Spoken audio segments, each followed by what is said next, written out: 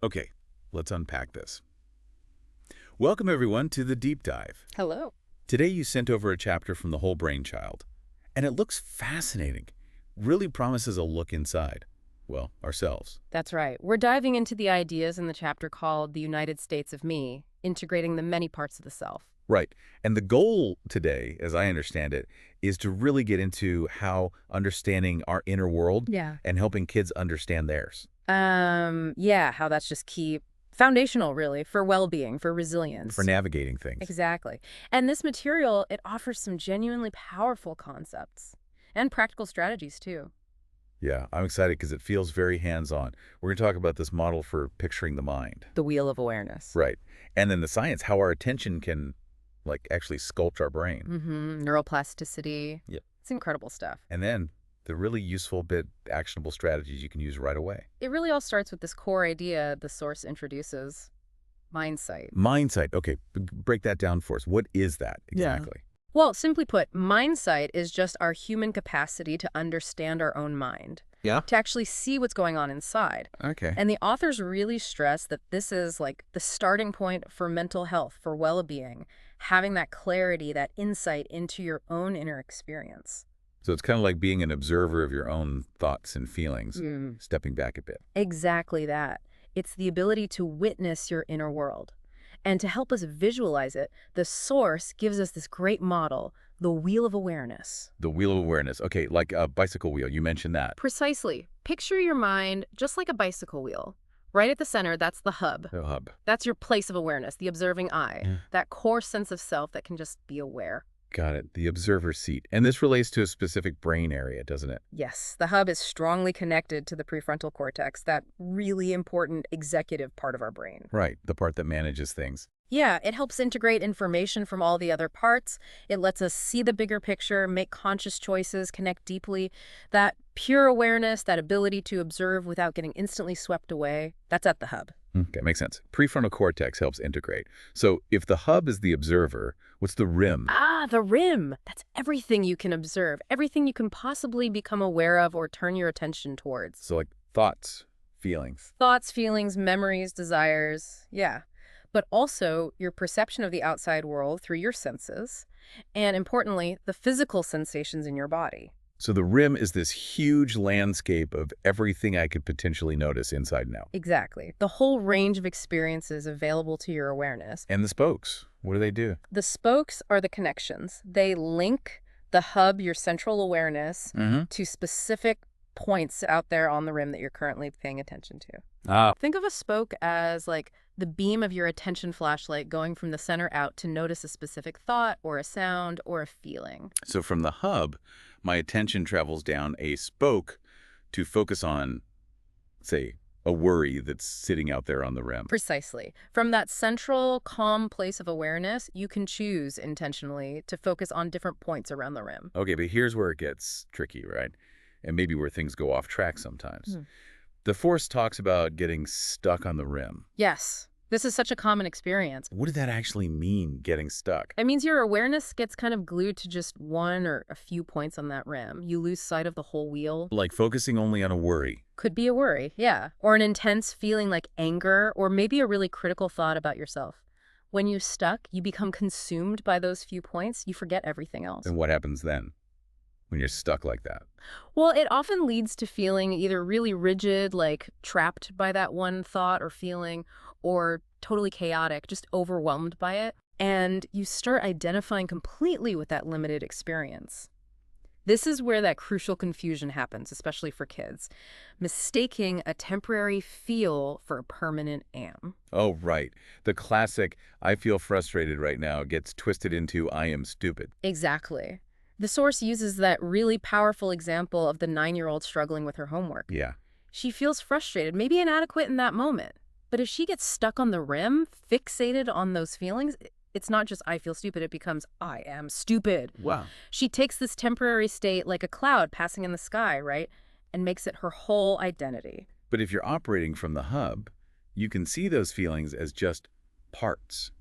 not the whole story. That is the power of the hub. From that center, you can notice the frustration, notice the thought, I'm stupid, and see them as just points on the rim, experiences you are having, not the sum total of who you are. You're the observer of them. Not defined by them. Exactly. This really comes alive with Josh's story in the chapter, the successful kid who was secretly struggling. Yeah, Josh, 11 years old, looked great on the outside, very capable, excelling, but inside, he was wrestling with intense self-doubt, really harsh perfectionism. And it was tied to something deeper.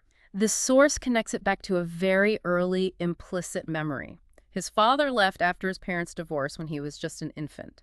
Subconsciously, he'd linked not being perfect with that abandonment, a huge burden for a kid. So he was completely stuck on these rim points. I have to be perfect. I should have done better. I'm not good enough. Just consumed by them. Totally. His awareness was just locked onto those points related to performance and this deep underlying fear. It created constant anxiety, relentless self-criticism. So learning about mindsight and the wheel, how did that help him? It gave him a map, a way to see those thoughts and feelings, not as all of him, but just as parts, as specific points on the rim he was, hyper-focused on. And from the hub, he could get some distance, some perspective. Yes. From the hub, he could see, wow, I'm directing all my energy here to these critical points. The wheel showed him he could come back to the center, see the bigger picture of himself. And choose differently. And choose to direct his attention elsewhere, to integrate other parts of himself that were also true. Right. Like his real talent in music, his intelligence. He was successful, his ability to feel joy, his simple desire to just relax and have fun sometimes. Things he'd been totally sacrificing for this perfectionism. Right. The therapist, Tina, helped him see how important it was to integrate all these parts so that drive didn't just crush everything else. So it wasn't about getting rid of the drive, but balancing it, putting it in context with the rest of him. That's it. Mindsight didn't magically erase the perfectionism, but it gave him agency. Power. He can make small choices, like actually scheduling time to hang out with friends or play music just for fun. And those small choices started to shift things. Yeah. Little by little, yeah. Because he was actively choosing where to put his attention.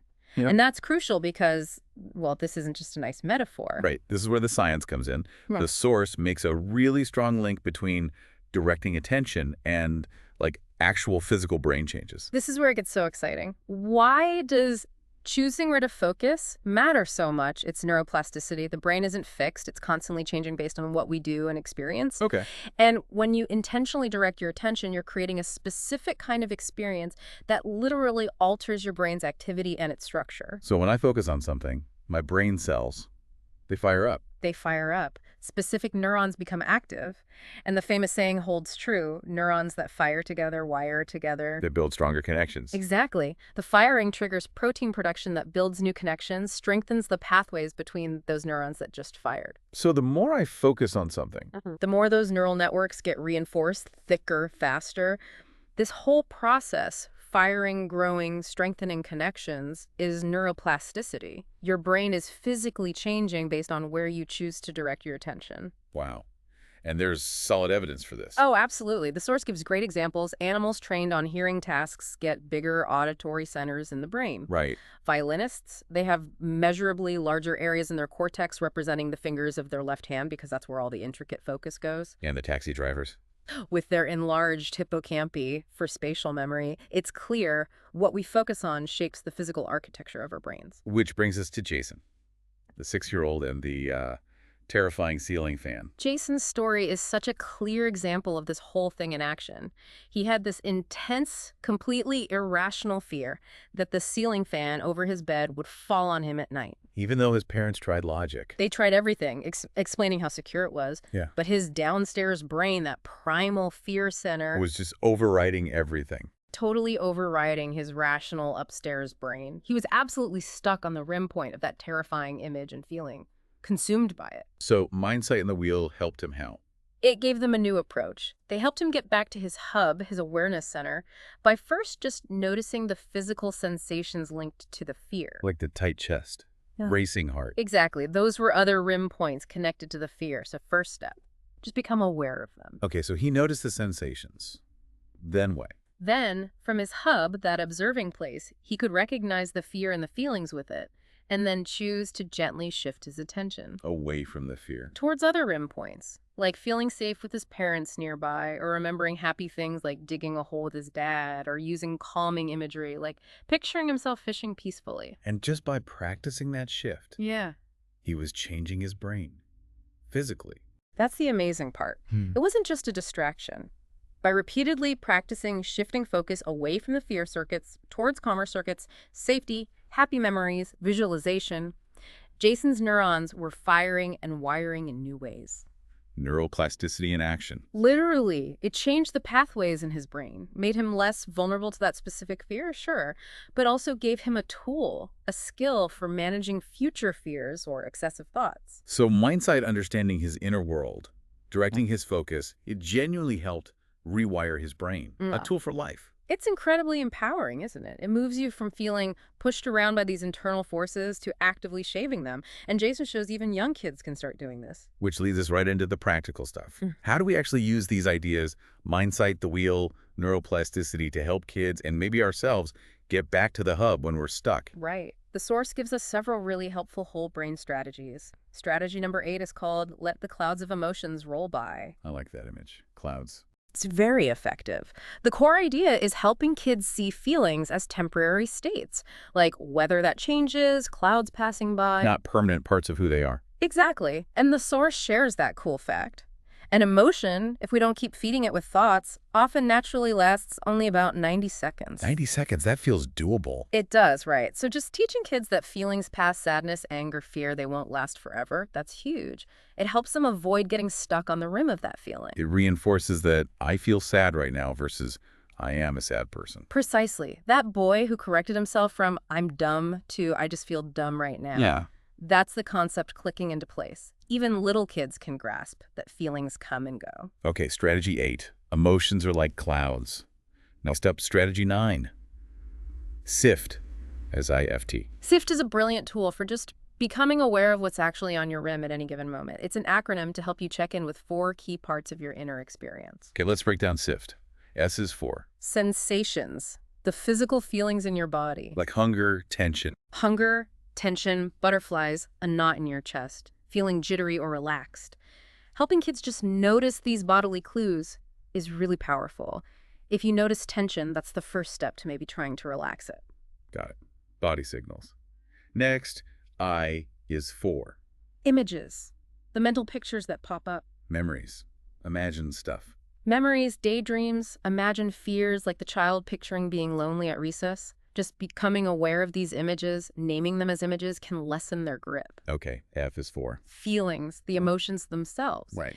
And this strategy encourages helping kids get more specific than just fine or bad. Help them build a richer emotional vocabulary. Are you disappointed? Jealous, excited, irritated, joyful. See the whole rainbow of feelings. Yeah, parents can model this too. Like, wow, if that happened to me, I think I'd feel mad and maybe a little disappointed too. Expanding their emotional language. Yeah. Okay, and finally, T is for Thoughts. This is the internal narrative, the self-talk, the commentary running in our minds, more the left brain chatter. Teach kids to just notice their thoughts. And critically, that they don't have to believe every thought that pops into their head, especially the negative ones. like the girl with the sunburn correcting her so stupid thought. Exactly. Reminding herself, actually, everyone forgets things sometimes. It's noticing the thought and choosing not to fuse with it. SIFT really seems to show how interconnected everything is inside. Totally. Sensations affect feelings. Feelings affect thoughts and images. Thoughts affect sensations. It's all woven together, creating our state of mind.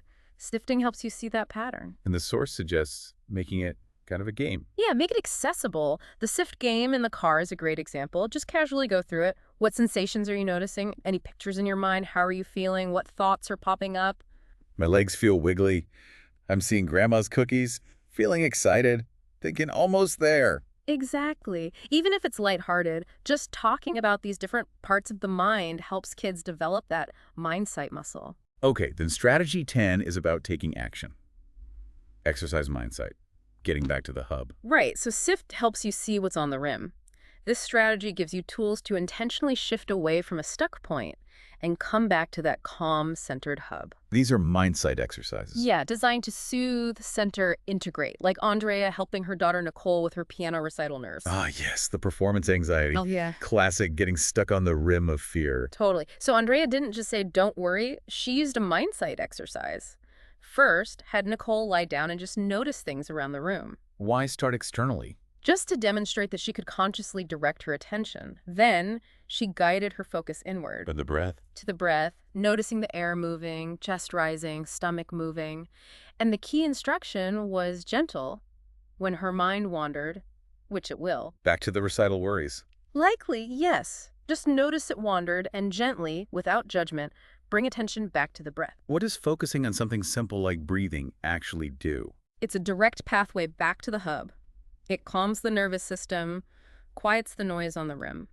And thinking neuroplasticity again, doing this wires the neurons for mindful breath awareness to the neurons for calm and well-being. So it's not just temporary relief, it's building capacity. It's building those pathways for a more centered state over time. And you can adapt this for younger kids, too. Oh yeah, for little ones, put a small toy boat on their tummy, have them watch it gently float up and down with their breath. Visualization is another great tool here. Teach kids to picture a calm, peaceful place. Like floating in a pool. Or sitting by a quiet river, swinging in a hammock, whatever feels peaceful to them.